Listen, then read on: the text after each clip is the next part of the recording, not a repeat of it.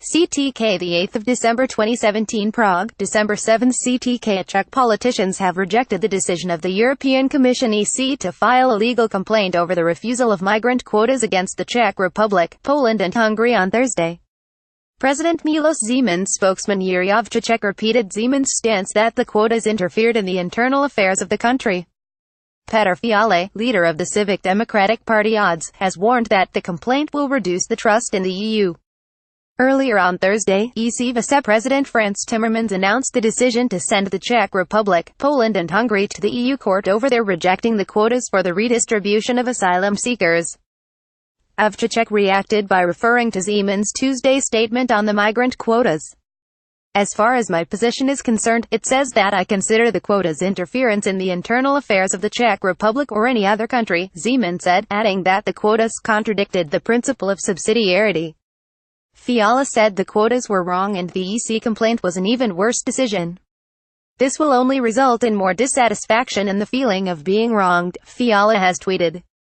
Fiala said the EU would not help the refugees with its complaint, which would further reduce trust in the EU. The EC continues to cut the branch under itself.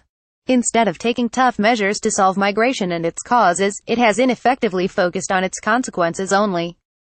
"The quotas can solve nothing and we reject them even at the cost of being fined," ODS Deputy Chairwoman Alexandra Udzania said in a press release. Jiri Ovcacek, leader of Top 09, said he was also skeptical about the complaint. "Disputes inside the EU must not be solved by legal complaints against its members," Ovcacek said. "Here, the complaint will only be grist in the mill of such politicians as populist anti-European Tomio Okamura," he tweeted.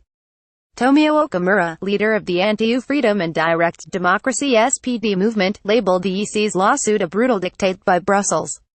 "It is a brutal dictate saying that it is not us but Brussels who decides on our country," Okamura wrote to CTK.